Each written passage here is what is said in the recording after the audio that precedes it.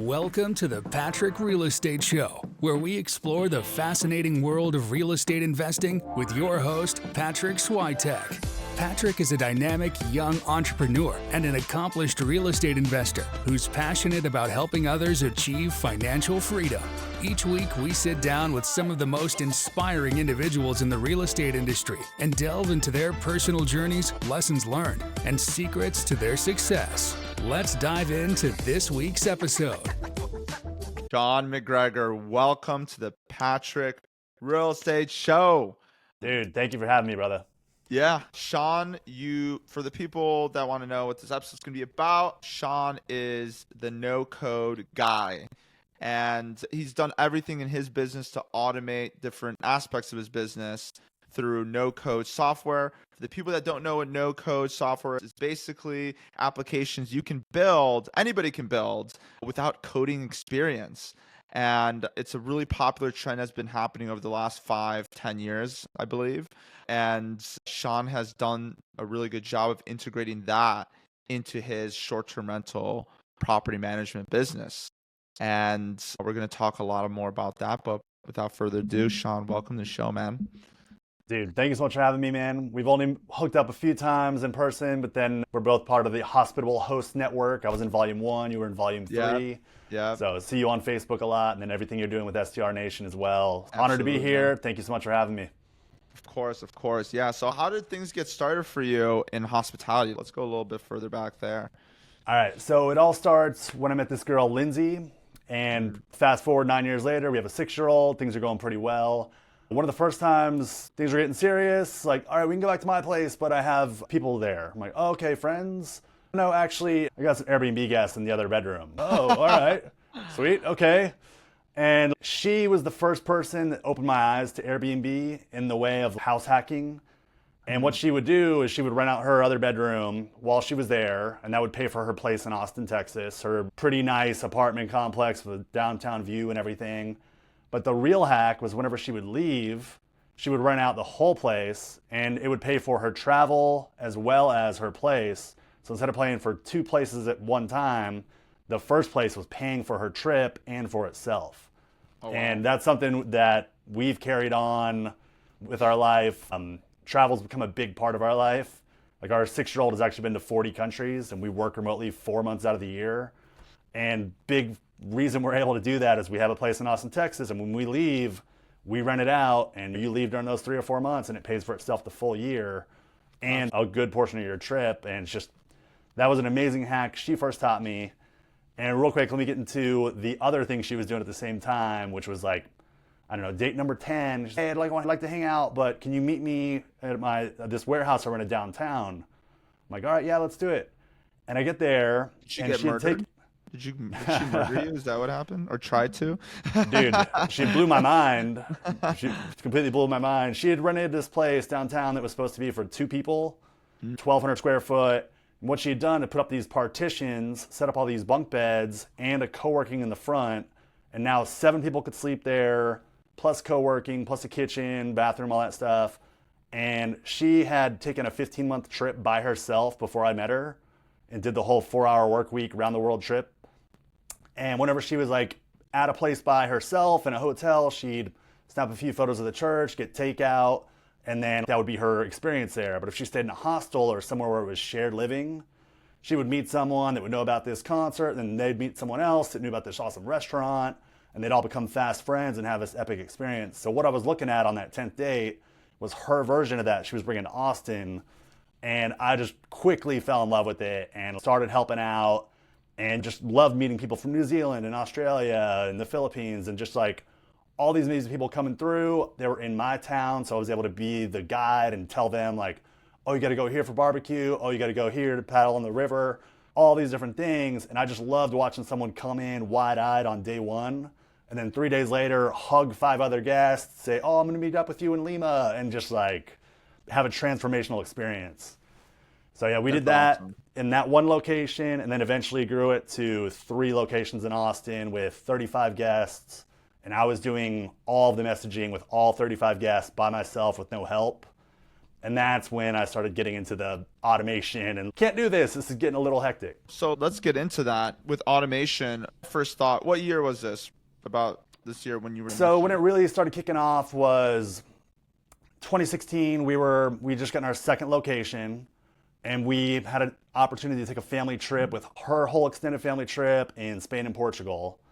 And we just got the second location, and it was, okay, how are we gonna do this? We got 15 people. We're gonna be at a 6 or 7 hour time difference.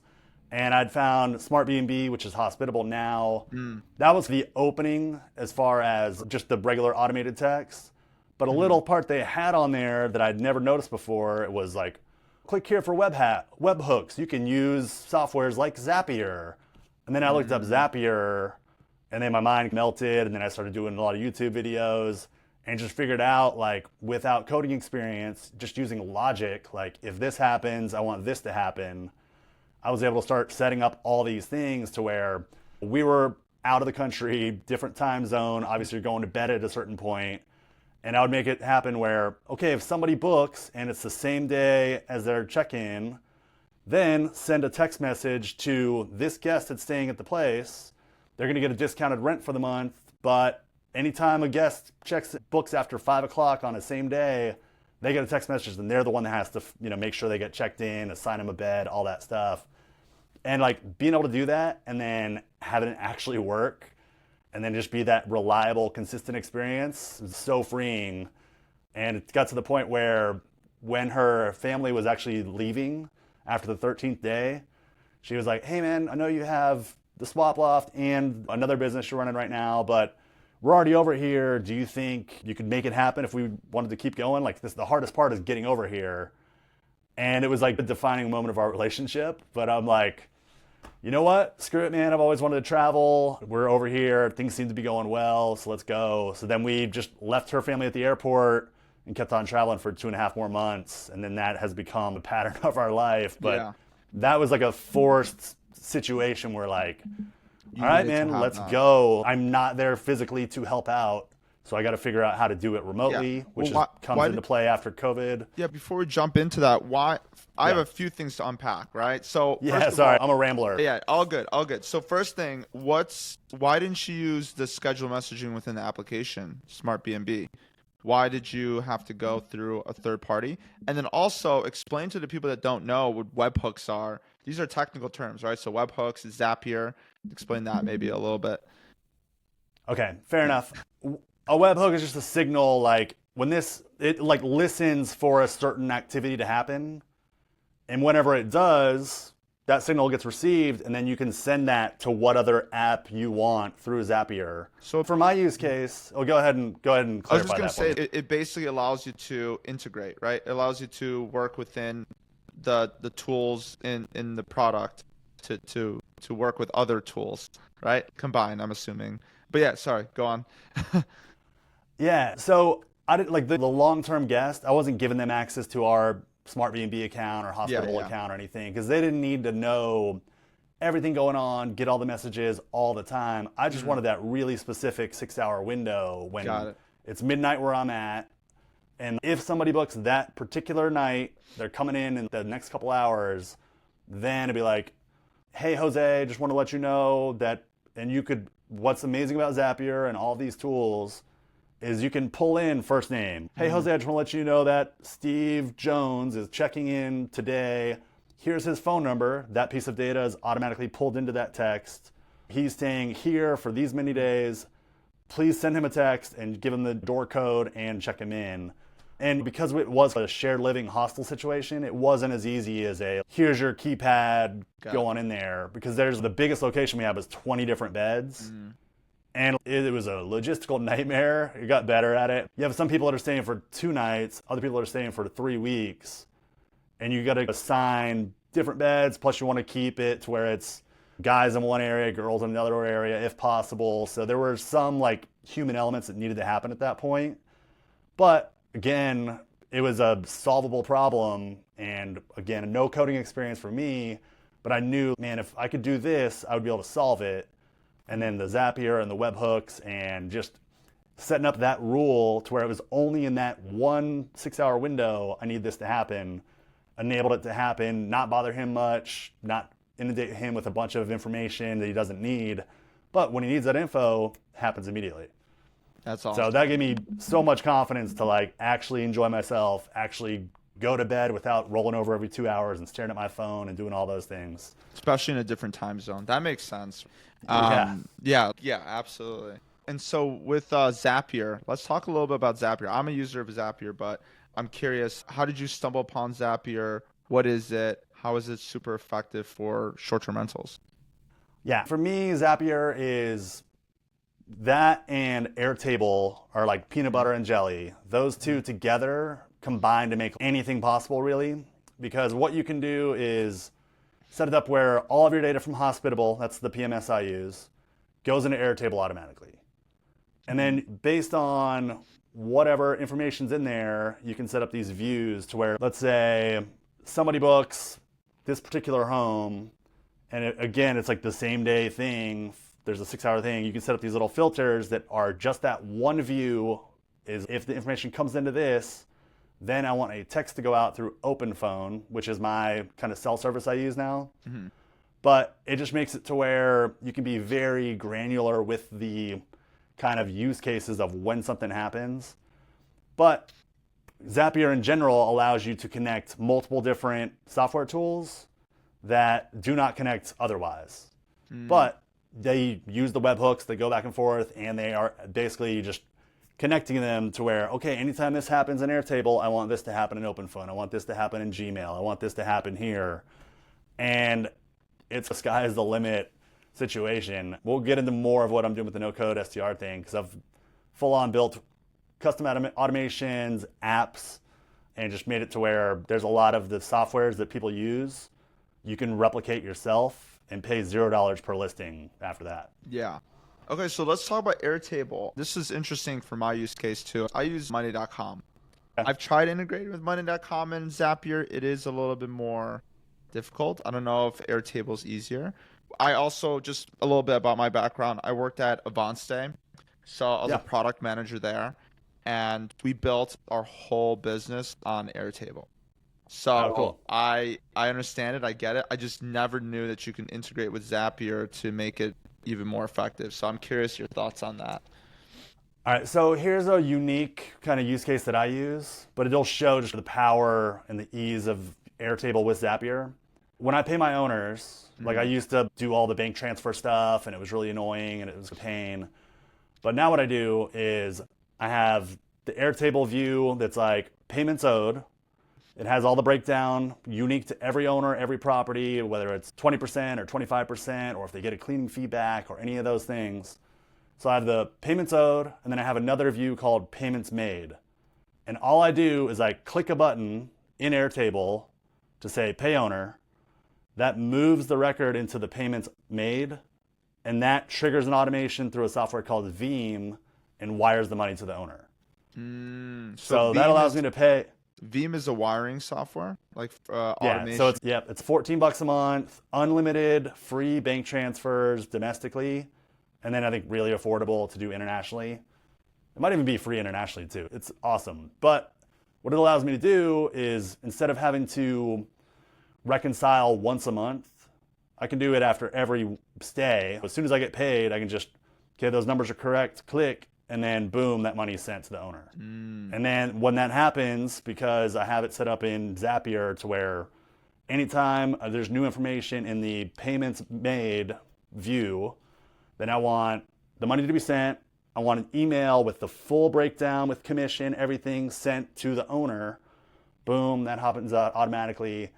And it just makes it so much simpler for me than like the end of the month crazy, okay, I got to reconcile everything.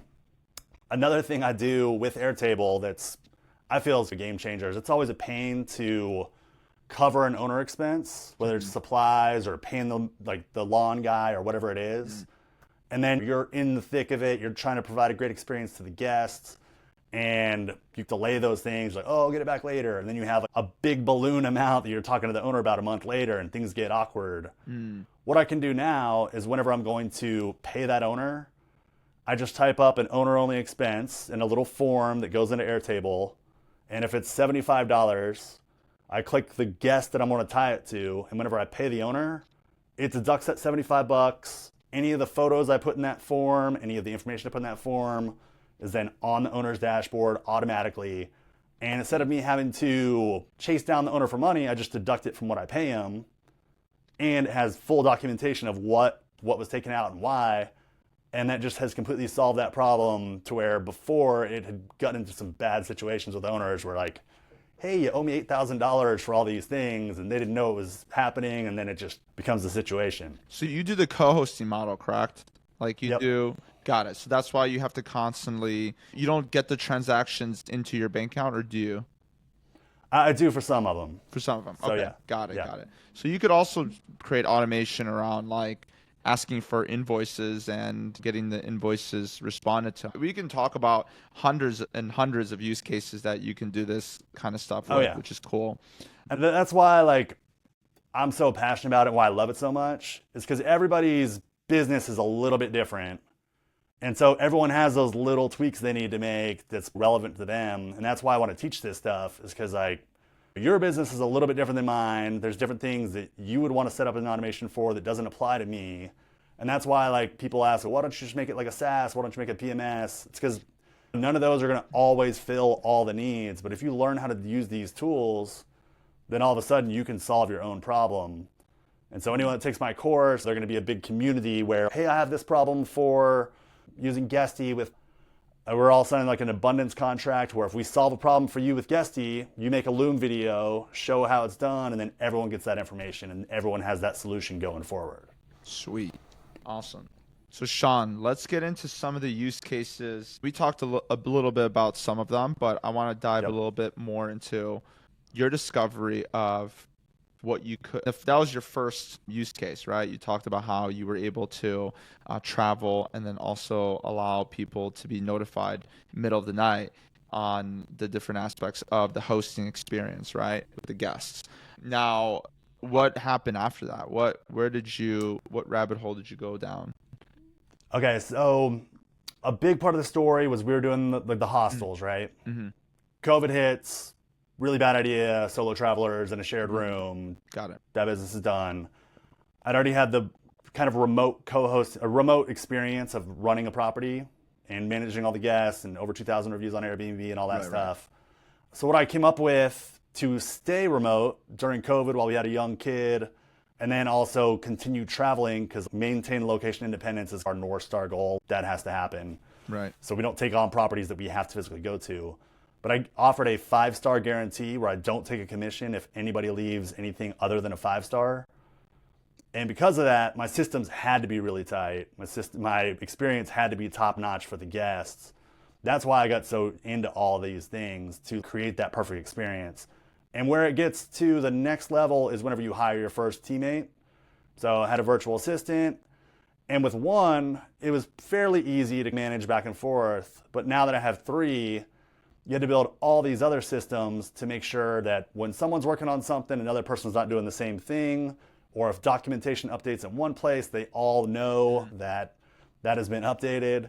And so it's gotten to the point now where I have built like a whole VA team dashboard where for me, one of the things that I like doing is, and it was easier when I was by myself, was I'd text all the guests from current, like the day of their arrival through the end of their stay. It's all a text message because that's what people are familiar with. They might not have the Airbnb app downloaded. They might be older. They might miss something in that. But if I can text them, they're obviously tied to me personally, and it's a more hospitable approach, and it's something they're familiar with.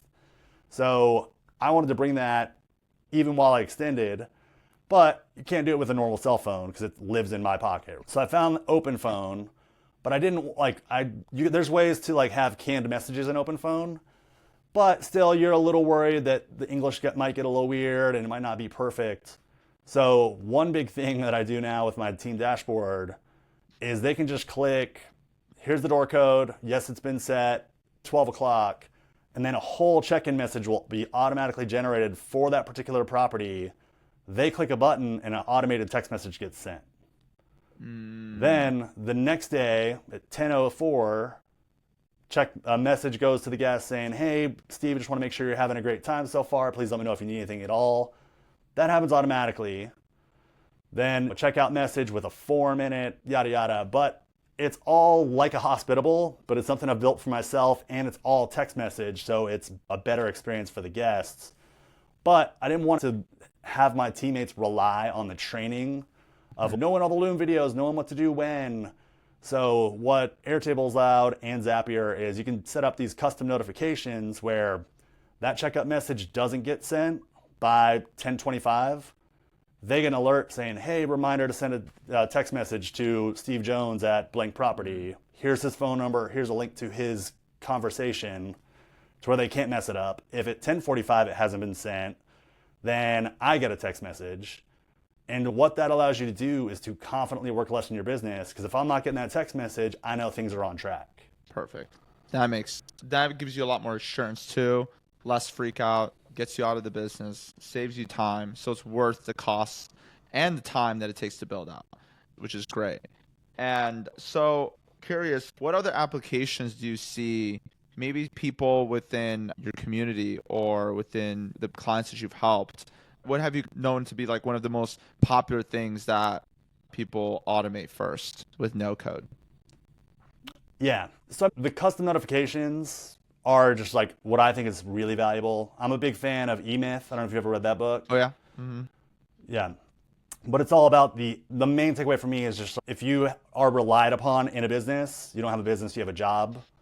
Mm-hmm. And to build the system that makes it so simple that anybody can come in and do the job perfectly. And that, like, the custom notifications is definitely what gives me the confidence to work less in the business. And I think those automations that you really do any other way are invaluable to just getting your owner or the person that's like in charge of the business able to put their phone down for a while. Because you know if something's not happening, you're getting an alert. We also keep track of how a guest stay is going in the dashboard, where it's green light, yes, not sure, so yellow, or no, red.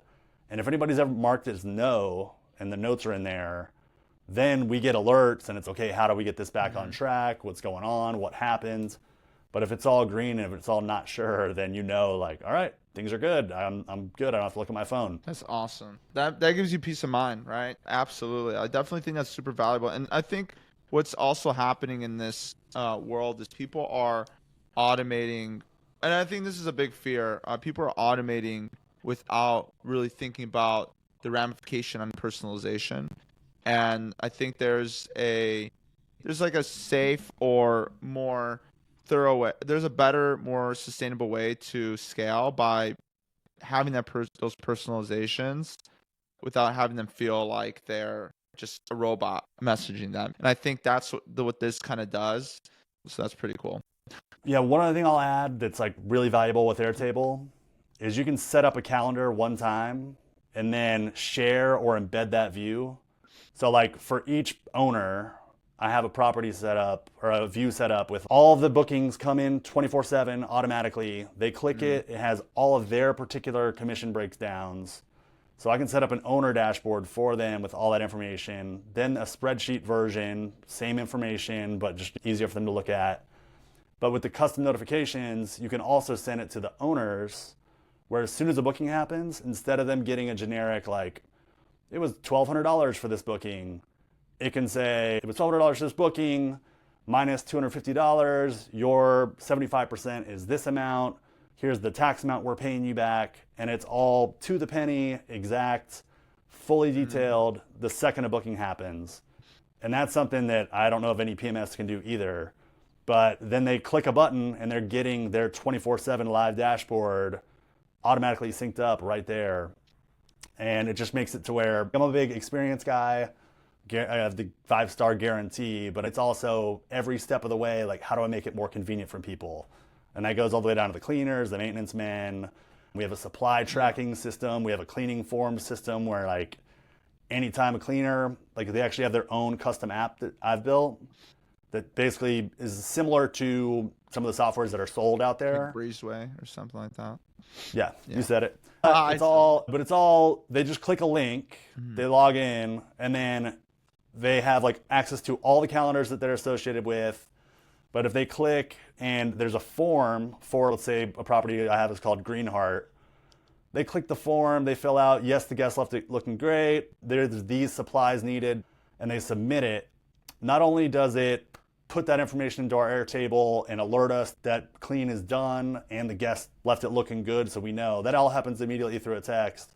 But any supplies that need to be ordered go into another part of the dashboard that say, hey, we need to order paper towels, shampoo, and for this property. And it's smart enough and automatically updates to where it knows that when they click that form, they don't have to enter in the guest name or anything like that.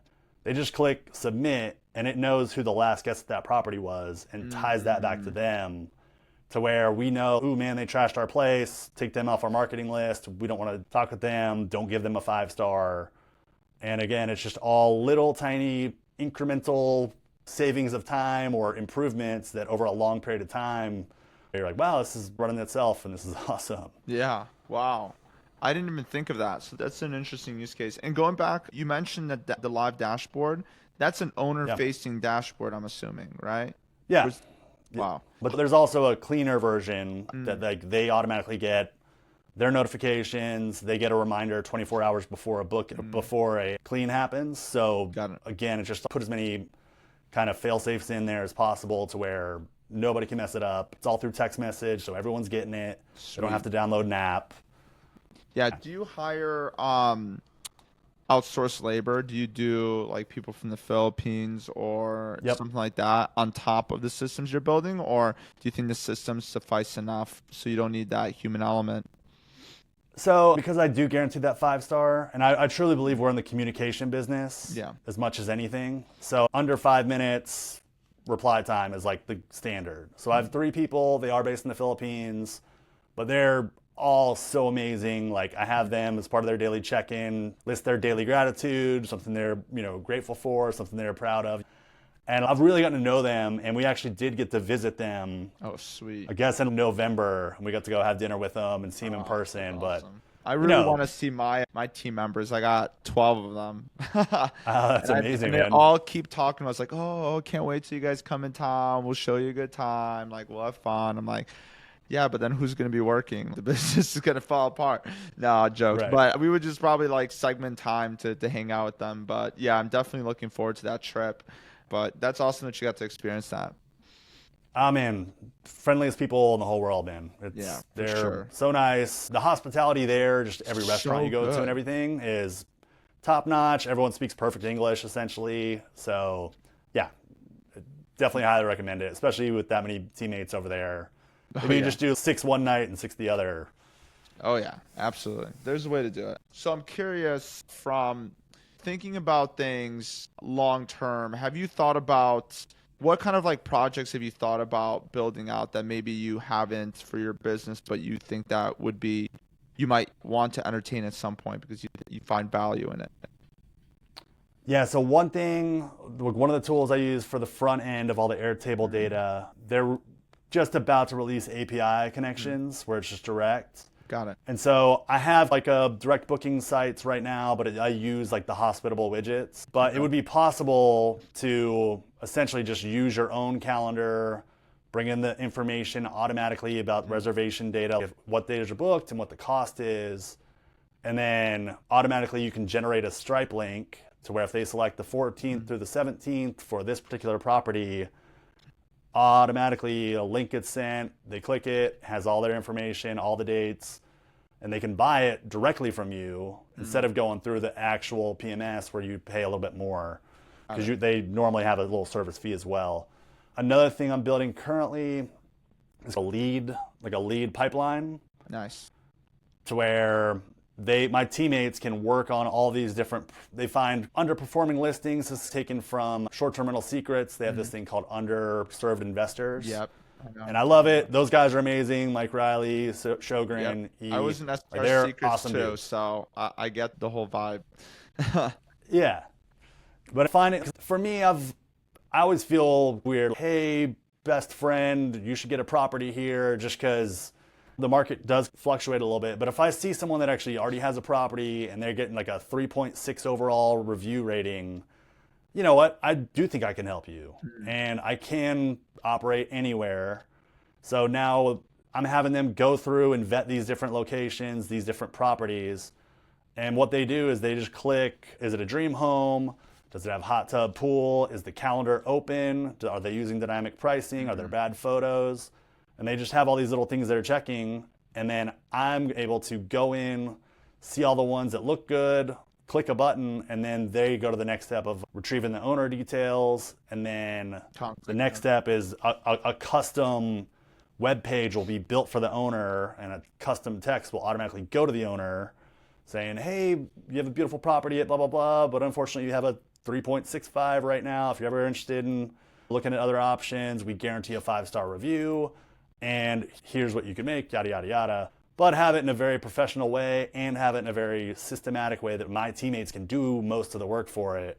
And then I just get the final eyes on it, all right, is this property awesome? Why are they such bad reviews? Okay, there's a lot of maintenance issues. We'll work that into the little proposal, you got to take care of the hot tub, you got to whatever it is. But I have not attempted to scale at all in this business. But now I'm getting to that point where I do feel so confident in my systems that I want to prove that they can run at a higher level. And like I said, hopefully build a community of other people. Then we all solve each other's problems. And then we're all confidently spending less time working in the minutia of our business. We're focusing on the things that actually give us energy that we care about, and spending more time with our family and friends. My main thing is we have a 6-year-old. He's my world. He's my guy. I don't want, I had it plenty of times when I was 2 years old where, I'm sitting there playing with them and all of a sudden, ding, oh, the AC's not working in North Carolina. And then my mind is 2,000 miles away. But slowly through reading the E-Myth and Clockwork and all these books and now discovering all these no-code tools, I'm like, holy shit, man, I think you can solve this. And I think this will apply to really any kind of business also. So I don't think it's just a short-term rental specific thing. It's just a mindset of, I have the shirt that says, I automate the annoying. And I want people to realize, anytime you're doing a task that's, oh, this is tedious, this sucks. Even if it's 2 or 3 minutes that you have to do a day, you could probably spend 20 minutes, figure out how to automate it, and then it'll always happen perfectly going forward without your intervention. And then that's just free mental space that you don't have to worry about anymore. And then you stack another one on there and another one, and then all of a sudden you look back after a couple months and you're like, shit, I'm free. It's all happening.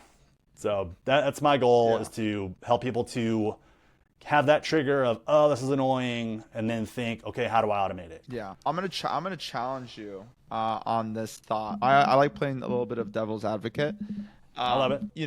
You're thinking about you want to spend more time with your kids, but you're also thinking about scaling your business. And so, do you think that there's a way to sustainably scale, even with the systems that you have? It's going to create new problems, right? You're going to have to keep automating and keep building new systems out, and it's going to be a never-ending cycle. What do you think to that regard? Do you think there's a way to scale without having to constantly have to, what if one system breaks or something happens or something triggers something else, and now you're in disarray because now you're trying to fix a mess that, you could have just simplified it, and then instead of complicating things. I'm curious what your thoughts on that are. So my whole theory and mindset around automation is it's complicated on the front end, but really simple after that. Because you have to spend time figuring out, how do I solve this problem?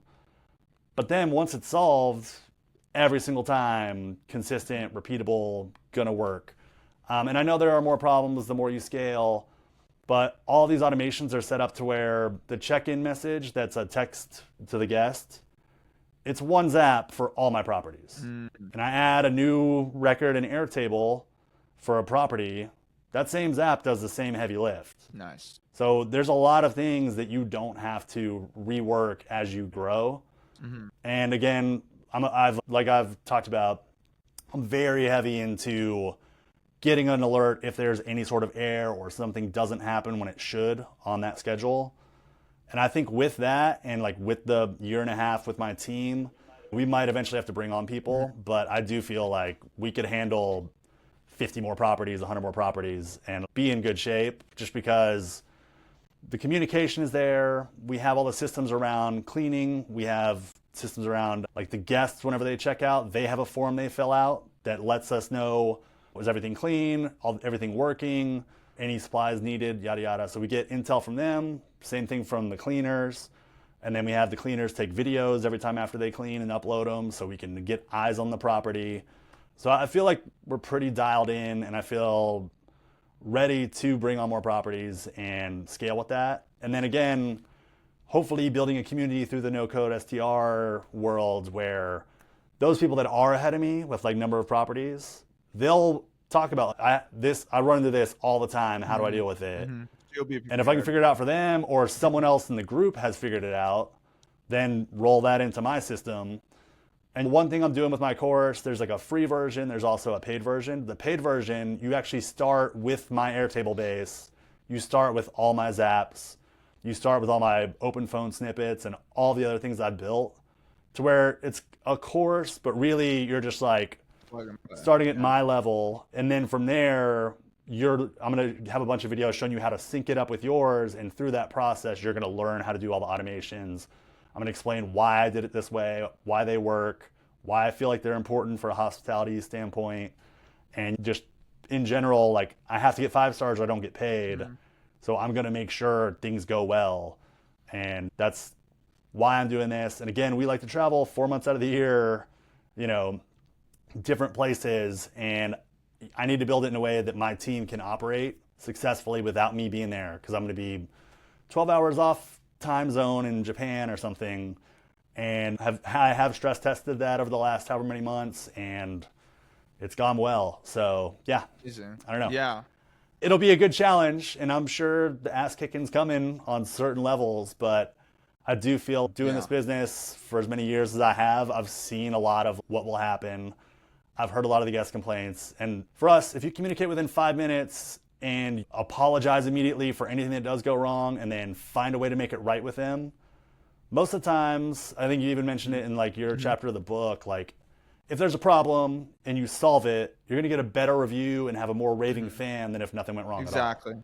And that's why we do that second day checkup, because instead of finding out in a review 3 days later after they check out, we want to know the day after they check in, is everything okay? We're proactively texting you, reaching out, showing you we care. Even though it's automated, it seems like a real text. But then we're finding out if there's an issue so we can solve it in the moment. Yeah. And I think that makes it to where it's really hard to get a bad review, because if there's an issue and you find out about it while they're still there, you have an opportunity. Absolutely. And I love that it's over the phone, because that is not on the Airbnb platform, which a majority of our bookings come from Airbnb. Having it on the platform makes it a little better, because you can control that a little bit better, that conversation. So I like that. I do think, go on. Sorry. I was going to say, it is off platform it's on, but it is all through text. The one concern I've had people bring up is, oh, but what about like a dispute, or they can't see your conversation. But all you do is just take a loom of, here's our text message with the guest, there's their phone number, or screenshot here, and I've never had an issue. So it's been fine. We always get claims done with the text. The texts are great, but more so like you can share more links and different things. I don't know, like they get really weird. And you can, but you can also remarket to them later. Yep. You can also ask them for a Google review. Also, one thing we do, and this is like the original reason I started using cell phones and like text messaging, is I guarantee a 5-star, right? So on the day of checkout, as soon as the review window opens, my team gets a notification saying, Stephanie James, the review window is open, please leave a review. And what they do is they screenshot the automated review from Hospitable. They text Stephanie and say, hey, Stephanie, hope you had a great time. By the way, I just want to let you know we left you a 5-star review with a picture of it. Sweet. Please let me know if you need anything. But what that does is the guest knows they're getting a 5-star review. It's not just like a 2-sentence thing. It's pretty lengthy, so we normally get better reviews that are a little bit longer and more detailed as well. But if they had problems, they gave us a 5-star, it'd be a jerk move to give them a 3 or whatever, and they'll just not leave a review. But that little hack is something you can't do on Airbnb, because you'd get in trouble probably. But if it's via text message, you're able to do That's that. amazing. That's great, Sean. I want to get into the last 3 questions with you. Cool. And we do this for every guest. And the first one is, what resource, book, whatever has been most instrumental to you? It doesn't have to be real estate related. Probably the biggest. So I mentioned the E-Myth. Absolutely love that. Absolutely the systems mindset. And that like was something I wish I would have read 15 years before. But the 4-hour work week probably changed my life more. Just in the, like, a part that I read that I took to heart was it doesn't make sense to defer retirement till the end. Like, why grind until you're 65 and then enjoy things while you have bad knees and you don't want to walk up the hills and see the mountain and all that stuff. Take care of that, like work in those little breaks, those little adventures while you're living your life. And then also things don't have to happen 9 to 5. Like you can work the hours that make sense to you as long as you're getting your things done. So that book, because of that reason, is a big reason for me. But also Lindsay's brother-in-law gave that to her dad before I met her. And it was a joke because he runs a company in New York. 4-hour work week. Oh. But she actually read it. Went on the round the world trip that he mentions. And then I loved that she did that. I thought it was the coolest thing in the world that she did that. It's influenced us to travel a lot more afterwards. But then we really connected, like, oh my God, because I was like, oh, I love the 4-hour work week. You read the 4-hour work week? Oh my God. So it was just another little, like a fun little a step up the ladder with her. So that book definitely, and again, we've kind of house hacked our home and we hack our travel we're never paying for 2 places at once. Our home in Austin, when we leave, is making us money to pay for our trip. Absolutely. And it's actually cheaper for us to travel than it is to stay Yeah, here. and I think your whole like dynamic of the marriage and the family is based on the 4-hour work week. So the whole philosophy of your business, everything is like the 4-hour work week. So that's great. Yep. And the other part of it is we're both digital nomads, but we are both business owners. And like the E-Myth part comes in because we've both had oh my God, I can never turn it off. I'm struggling, da da da. And that's why I've gotten so into the system, so into the automations, because I see it as a way to get us out of that to where we can still live the digital nomad life, but actually be able to work less in our business confidently. And so, yeah, those 2, I would say for sure are my like tops. Awesome. So a special question for you. Let's say that you needed to bring a coder in to build something. What would you bring that coder to build in your short-term rental business? It'd probably be around like API stuff, which I don't know as well. But as far as like design, layout, building a cleaning app, building a digital guidebook, building a direct booking site that's all run off of Airtable data, I can actually do that. But when it comes to the real technical stuff like connecting APIs and everything, that's where I'm not 100% yet. But I will say ChatGPT is a no-coder's best friend. Yeah. Because you can 100% like, hey, I have this field and this field, and I'm trying to accomplish this. How do I write a formula to do it? And ChatGPT will just be like, That's amazing. and then you copy it and you paste it. Yeah, and if it works, great. If it doesn't, you ask again, and then eventually it works. Yeah. That has been another eye-opening thing for me. That's awesome. Okay, cool. So then there's that. And then what does the future hold for Sean? Honestly, I think family first, want to be able to free my time up. Again, like right now, middle of the day, if my kid wants to go do something, we'll go do it. And I'll just tell my teammates, you got to handle this. So that part, like the location independence, I've already nailed. But more travel with him, following his interests. And then I want to grow the NoCode SDR business, build a community of people that are all helping each other out. Hopefully get those emails saying, this changed my life. This has given me so much time with my family and friends.